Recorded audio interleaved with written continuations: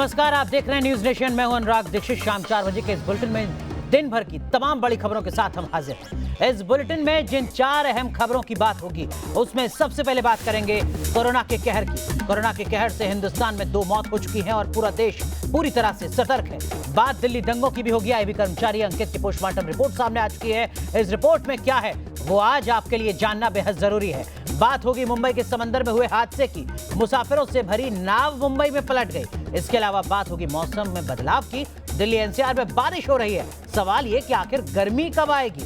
इन तमाम बड़ी खबरों पर बात अगले आधे घंटे विस्तार से, लेकिन सबसे पहले आपको दिखाते हैं देश और दुनिया की 20 बड़ी खबरें फटाफट अंदाज में। पीएम मोदी ने देशवासियों से की कोरोना से सावधानी बरतने की अपील। ट्विटर पर साझा की जानकारी। कोरोना से देश में अब तक 2 लोगों की मौत, 83 अस्पताल में भर्ती। दिल्ली में कोरोना मरीज के शव को जलाने से निगम बोध घाट प्रशासन ने रोका। सीएनजी के जरिए किया गया अंतिम संस्कार। इन्फेक्शन रोकने के लिए शवदाह को सैनिटाइज किया गया। कोरोना के खौफ से घटी ताजमहल में पर्यटकों की एंट्री। विदेशी नागरिकों की हो रही है जांच। कानपुर के मंदिर में मास्क पहनकर पहुंचे श्रद्धालु। कोरोना को लेकर रेलवे ने भी कसी कमर। यात्रियों के लिए बनाया गया हेल्प डेस्क। रेलवे की बोगियों को किया जा रहा है सैनिटाइज। उत्तर भारत के कई शहरों से मास्क और सैनिटाइजर गायब। कोरोना के चलते लगातार बढ़ रही है मांग। कालाबाजारी पर राज्य सरकारों की भी पैनी नजर। कोरोना के खौफ से अमेरिका ने किया नेशनल इमरजेंसी का ऐलान। राष्ट्रपति ट्रंप ने कहा अगले कुछ दिन बेहद अहम। अमेरिका में 50 लोगों की हो चुकी है मौत। कोरोना के बीच केरल में बर्ड फ्लू की आहट। कई इलाकों में जारी किया गया अलर्ट। फ्लू के केंद्र से 1 किलोमीटर तक के इलाके की सभी मुर्गियों को मारने के आदेश। दिग्विजय सिंह का ज्योतिरादित्य सिंधिया पर निशाना। कहा 1970 में मैंने ठुकराया था जनसंघ में शामिल होने का ऑफर, आपने दिया धोखा। मध्य प्रदेश में सरकार बचाने के लिए बगलामुखी मंदिर पहुंचे कमलनाथ के मंत्री। संकट टालने के लिए नलखेड़ा में कराया विशेष हवन। श्रीनगर में फारूक अब्दुल्ला पहुंचे और अब्दुल्ला के घर नजरबंदी हटने के बाद पहली बार की मुलाकात। पत्नी, बेटी और नाती भी साथ। टेरर फंडिंग मामले में गुलाम मोहम्मद मीर पर एनआईए का शिकंजा। जम्मू कश्मीर के बारामूला के घर पर मारा छापा। दिल्ली दंगों में मारे गए आईबी कर्मचारी अंकित शर्मा की पोस्टमार्टम रिपोर्ट से खुलासा। फेफड़े और सिर पर लगी गहरी चोट। धारदार हथियार से हुआ हमला। ऋषिकेश एम्स के दीक्षांत समारोह में पहुंचे गृहमंत्री अमित शाह। कहा हेल्थ केयर में 2030 तक भारत कर लेगा काफी विकास। देश में मोदी सरकार ने खोले कई एम्स अस्पताल। दिल्ली में आग का तांडव। जीटी करनाल रोड में केमिकल फैक्ट्री में लगी भीषण आग। दमकल की 15 गाड़ियां आग बुझाने में जुटी। हैदराबाद में भी आग का तांडव। ट्रेन के कंपार्टमेंट में लगी भीषण आग। काफी मशक्कत के बाद आग पर पाया गया काबू। मुलाली रेलवे स्टेशन पर हुआ हादसा। मुंबई के मांडवा पोर्ट पर बड़ा हादसा। समंदर में डूबी नाव। रेस्क्यू टीम ने सभी 78 लोगों की बचाई जान। अलीबाग के लिए जा रही थी बोट। राजस्थान में भीषण सड़क हादसा। जोधपुर में ट्रक और पिकअप की टक्कर। हादसे में एक ही परिवार के 11 लोगों की मौत, 3 घायल। दिल्ली एनसीआर में बारिश के साथ जमकर पड़े ओले। राजधानी के कई इलाकों में हुआ जलभराव। लोगों की बड़ी मुश्किल है। देवभूमि उत्तराखंड पर आसमानी आफत। चमोली में हुई भारी बर्फबारी। सफेद चादर से ढकी पहाड़ियां। लैंडस्लाइड से उत्तरकाशी गंगोत्री नेशनल हाईवे भी बंद। हिमाचल प्रदेश में भी बर्फबारी का सिलसिला जारी। शिमला और कुल्लू में आज सुबह हुआ स्नोफॉल। मैदान में इलाकों में बढ़ी ठंड। तो 20 खबरें देश और दुनिया की आपने देख ली। फटाफट अंदाज में अब बात करते हैं इस वक्त की बड़ी खबर की ओर, जो दिल्ली एनसीआर से आ रही है। आपको बता दें कि दिल्ली एनसीआर में इस वक्त तेज बारिश हो रही है। कई इलाकों में ओले गिरने की भी खबर है। दिल्ली, नोएडा, गाजियाबाद में ओले गिरे हैं। कई इलाकों में जलभराव की समस्या भी पैदा हो चुकी है। बारिश की वजह से दिन के वक्त अंधेरा छा चुका था। तस्वीरें हम आपको दिखाएंगे दिल्ली एनसीआर की। देखिए जरा किस तरीके से ये तस्वीरें आप देख सकते हैं, जहां पर अचानक से मार्च के महीने में मौसम ने करवट बदली है। बारिश होती है और सिर्फ बारिश नहीं होती बल्कि तेज हवाएं भी चलती हैं और ओले भी गिरते हैं। देखिए जरा, ये कोई मानसून का वक्त नहीं है, ये मानसून का सीजन नहीं है, ये सावन का महीना नहीं है, ये मार्च का महीना है जहां पर मौसम करवट बदल रहा है। 5 तस्वीरें आपके सामने किस तरीके से बारिश अचानक हुई है दिल्ली एनसीआर में, जिसके साथ साथ ओले भी गिरे हैं। इसका सीधा असर पड़ रहा है सड़कों पर, जहां पर दिन में अंधेरा छा गया, जिसके चलते लोगों को अपने वाहनों की कार की लाइट जलानी पड़ी, जिसके बाद वो ड्राइव कर पाए बेहतर तरीके से, क्योंकि विजिबिलिटी काफ़ी कम हो चुकी थी। इसी के साथ साथ सड़कों पर पानी भी भर गया है काफ़ी ज़्यादा दिल्ली एनसीआर के अलग अलग इलाकों में, जिसके चलते जाम जैसी समस्या भी सामने आ सकती है। लोगों को सफ़र करने में दिक्कत यकीनन इस बारिश के चलते हुई है और ओलों ने हर किसी को चौंकाया है। बारिश के साथ साथ जो ओले गिरे हैं वो दिल्ली एनसीआर के कई इलाकों में काफ़ी ज़्यादा गिरे हैं। काफ़ी बड़े आकार के ओले गिरे हैं, जिसके चलते लोग सहम गए, लोग चौंक गए कि ये मार्च के महीने में आखिर हो क्या रहा है। देश की राजधानी दिल्ली में ओला गिरने के बाद कैसे मौसम बदल गया, बता रहे हैं न्यूज नेशन संवाददाता राहुल डबास।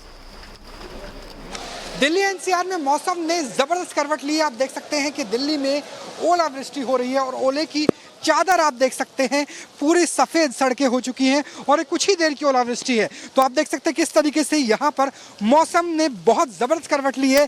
तेज बारिश के साथ साथ ओलावृष्टि। हालांकि मौसम विभाग की माने तो इसका असर आने वाले 3-4 दिनों को रहने वाला है। यानी सबसे बड़ा खतरा यही है कि मौसम भले ही साफ हो गया हो, लेकिन कोरोना वायरस जो कहा जाता है कि तब होता है ज़्यादा जब तापमान में कमी आए। तो जब ओले गिर रहे हैं, जब बारिश हो रही है, तो तापमान 20 डिग्री के आसपास बना हुआ है और ये रात में 14 डिग्री के आसपास पहुंच सकता है। तो निश्चित रूप से आने वाले कुछ दिनों तक तापमान 25 डिग्री के आसपास रहेगा। यानी अभी कुछ और इंतजार करना होगा, तब जाकर ये कहा जा सकता है कि गर्मियों का सीजन आएगा और उसके बाद कोरोना वायरस कोविड-19 पर भी अंकुश लगाया जा सकेगा। वीडियो जर्नलिस्ट अमित माजो के साथ राहुल डबास, न्यूज नेशन, दिल्ली।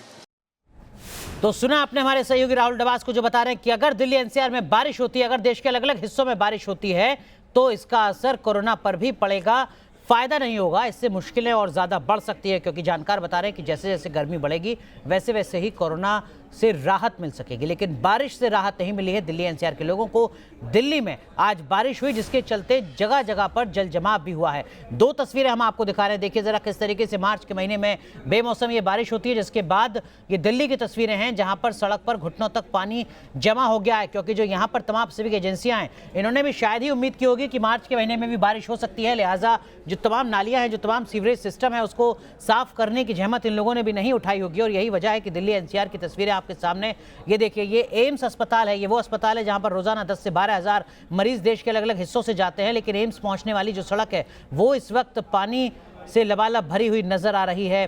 तो लोगों को सफर करने में दिक्कत होगी। आज शनिवार का दिन है, ज्यादातर दफ्तर तो बंद रहेंगे, लेकिन फिर भी शाम के वक्त इस जल जमाव के चलते बड़ी संख्या में दिल्ली एनसीआर में लोगों को दिक्कतें होने वाली हैं। ये लगभग तय माना जा सकता है। तो देश की राजधानी के बाद अब बात करते हैं देश की आर्थिक राजधानी मुंबई की, जहां पर एक बड़ा हादसा टल गया। मुंबई के मांडवा पोर्ट के पास समंदर में एक बोट पलट गई। 78 लोग उसमें फंसे हुए थे, जिनका रेस्क्यू किया गया है। तस्वीरें हम आपको दिखा रहे हैं, देखिए जरा किस तरीके से समंदर में हाहाकार मच गया। 20 समंदर में यात्रियों से भरी ये नाव पलट गई। बताया जा रहा है कि कर्मचारियों ने साहस दिखाते हुए इन 78 लोगों की जिंदगी को बचाया है। ये मुंबई में हुआ हादसा है। दरअसल में ये बोट पहुंच रही थी अलीबाग, गेटवे ऑफ इंडिया से अलीबाग तक का सफर इस बोट को करना था। इसमें कुल 78 लोग सवार थे। देखिए जरा, ये दूर से ली गई तस्वीर है। ये उस वक्त की तस्वीर है जब ये बोट समंदर में पलटने वाली थी। ये बोट पलट रही थी, 78 लोग इस बोट के अंदर सवार थे। लेकिन जो टीम वहां पर पहुंची हुई थी, उस टीम ने साहस दिखाया और उसके दम पर ही जो 78 लोग इस बोट पर सवार थे, उनकी जिंदगियां बच गई।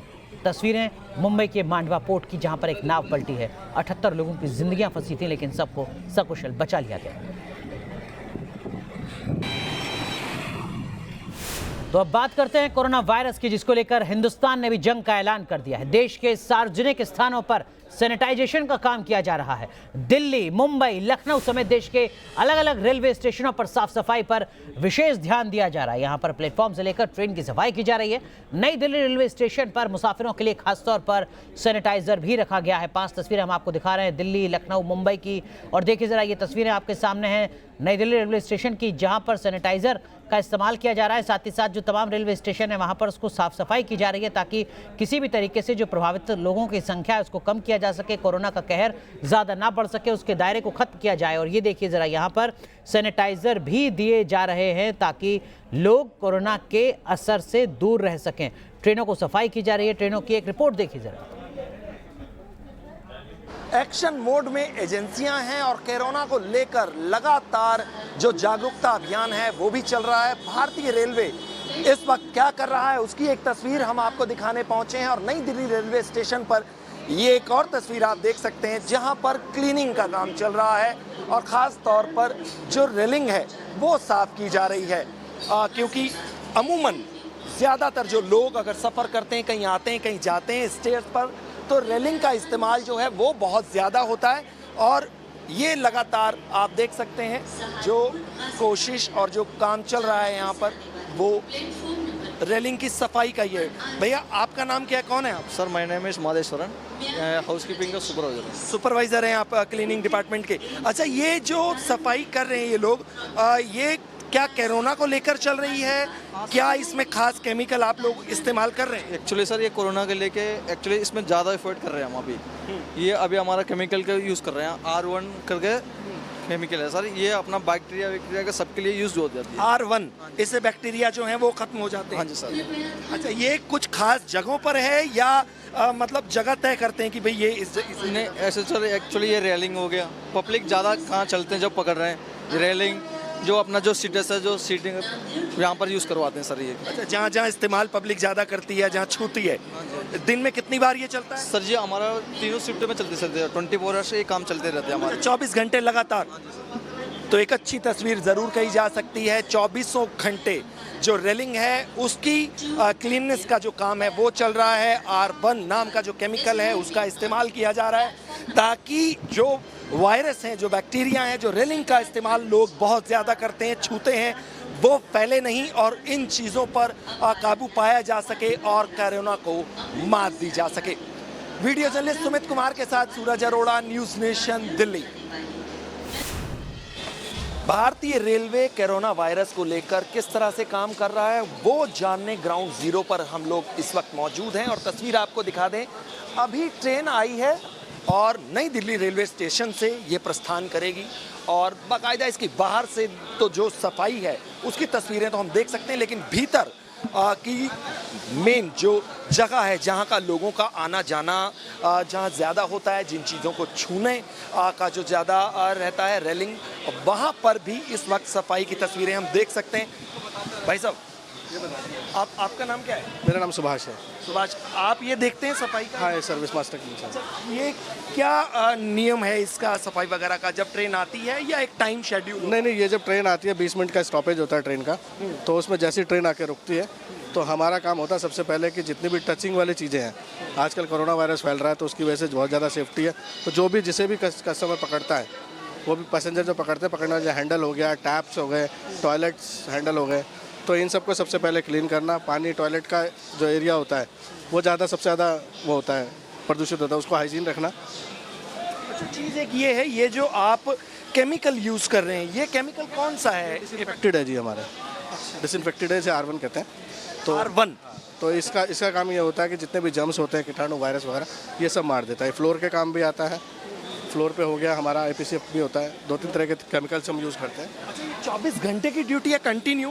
ये 24 घंटे जितनी भी ट्रेन आती हैं यहाँ पे, जो भी 20 मिनट के लिए रुकती हैं यहाँ पे, उन सभी पे इसी तरह से हम सफाई करते हैं लगातार।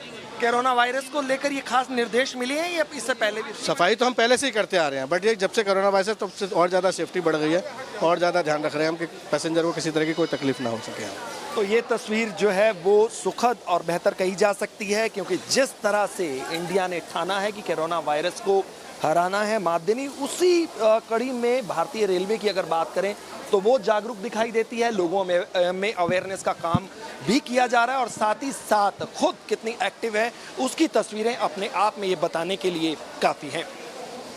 वीडियो जर्नलिस्ट सुमित कुमार के साथ सूरज अरोड़ा, न्यूज़ नेशन, दिल्ली। तो कोरोना को हराना है, यही एक बड़ा मिशन है जिसको लेकर लगातार जागरूकता अभियान चलाए जा रहे हैं, लेकिन चुनौती बड़ी है। यही वजह है जिसके चलते कोरोना को राष्ट्रीय आपदा घोषित किया गया है, क्योंकि कोरोना वायरस के चलते अब तक 2 लोगों की हिंदुस्तान में जान जा चुकी है। 80 से ज्यादा लोग कोरोना प्रभावित बताए जा रहे हैं, कोरोना के मरीज बताए जा रहे हैं। पूरे देश की तस्वीर हम आपको बता रहे हैं। लगातार प्रधानमंत्री कार्यालय पल पल की अपडेट जान रहा है। कोरोना से निपटने के लिए क्या कुछ कदम उठाए जा रहे हैं, 5 मंत्रालयों को चिन्हित किया गया है। उधर कोरोना वायरस को देखते हुए आर्थर रोड जेल के प्रशासन के कैदियों की भी चिंता होने लगी है। आर्थर रोड जेल के 350 कैदियों को दूसरी जेल में शिफ्ट करने की तैयारी जेल प्रशासन के द्वारा की जा रही है और 800 कैदियों की क्षमता वाले इस जेल में 3500 से ज्यादा कैदी कैद हैं। ऐसे में जेल प्रशासन किस तरीके से कोरोना वायरस से लड़ने में लगा हुआ है, इस पर ज्यादा जानकारी दे रहे हैं हमारे सहयोगी पंकज मिश्रा। कोरोना वायरस के खतरे को देखते हुए महाराष्ट्र में जेल प्रशासन भी पूरी तरह से अलर्ट है। मुंबई के आर्थर रोड जेल के 350 कैदियों को दूसरे जेल में शिफ्ट करने की तैयारी चल रही है। इस वक्त हम आपको अर्थर रोड जेल की तस्वीर दिखा रहे हैं और आपको बता दें कि अर्थर रोड जेल में इस वक्त करीब 3,500 कैदी हैं, जिनमें से 350 कैदियों को दूसरे जेल में शिफ्ट करने की तैयारी चल रही है।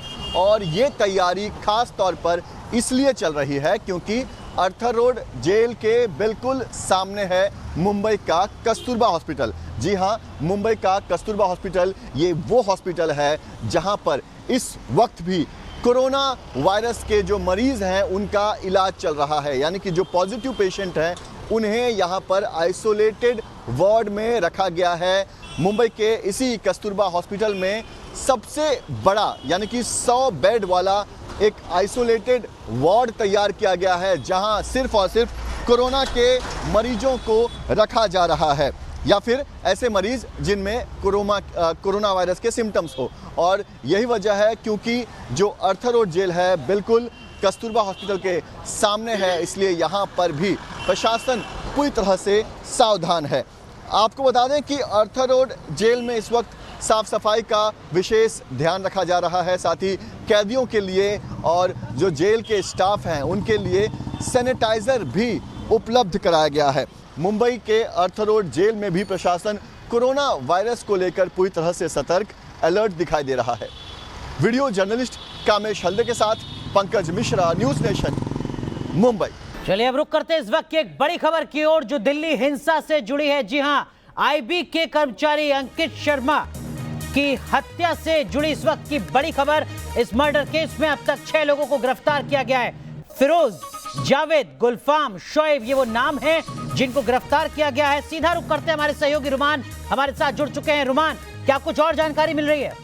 देखिए, सलमान की निशानदेही के बाद अंकित शर्मा मर्डर केस में 6 लोगों को गिरफ्तार किया गया है, जिसमें फिरोज, जावेद, गुलफाम और शोएब ये चांदबाग इलाके के रहने वाले हैं और मुस्तफाबाद इलाके का रहने वाला एक अनस है जिसको गिरफ्तार किया गया है। मतलब साफ है कि ये सभी अंकित शर्मा के घर के आसपास के रहने वाले हैं।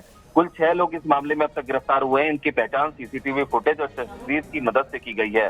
पुलिस का कहना है कि अंकित शर्मा की हत्या में जो सबूत सामने आए हैं, जो सुराग मिले हैं, उसके मुताबिक 10 से 12 लोग शामिल थे और बचे हुए लोगों की भी जल्दी गिरफ्तारी होगी। और सबसे महत्वपूर्ण बात यह है कि ताहिर हुसैन से भी अंकित शर्मा मर्डर केस में सघन पूछताछ चल रही है।